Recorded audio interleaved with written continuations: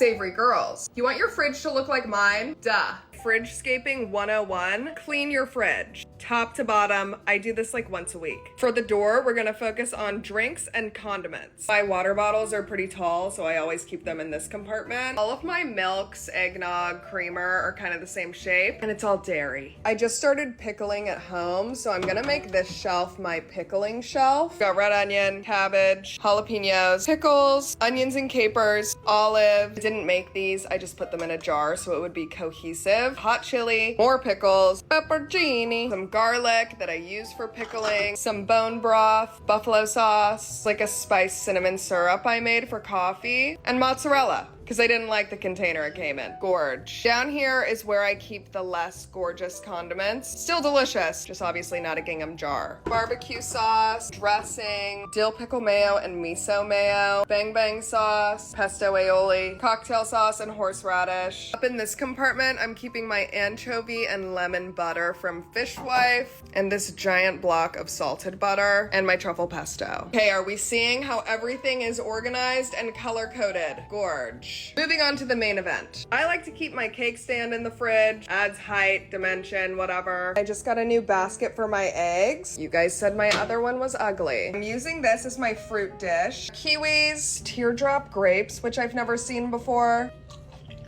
Pomegranates. Cake stand, I decided I'm gonna do my jams this week. I added my jar of blackberries as well as my dill. This is a really nice way to make your fridge look good because it's a great way to store your herbs. She looks gorge, like a weeping willow. I'm also gonna keep my green onions up there to frame the fridge. You probably won't need this much hummus in your fridge. Got a brand deal this week, so she's staying up there. Tucked behind the green onion, I put 2 of my other coffee creamers that didn't fit here. Keeping the dill up here, it made sense to me to add my cucumbers. Tucked to the side, I'm keeping my Grillos. Don't like to keep a lot of bulk on the top shelf because that's where the lighting is. I find these plastic bins super helpful just to consolidate excess things. In here I have jams, jellies, blue cheese olives, a black truffle paste, and my 2 favorite kinds of mustard. Gotta put my macadamia milk somewhere, so I think behind the eggs. I also added this log of brie to kind of tie in all of the colors. I got into a lot of cheese this week, so instead of my crystal container, I'm doing a bowl. Cheese of the week, and she can live right there. Okay, when you're fridgescaping, you might run into this issue. I was planning on putting my orange juice here, but it's too tall. So I'm moving my dairy.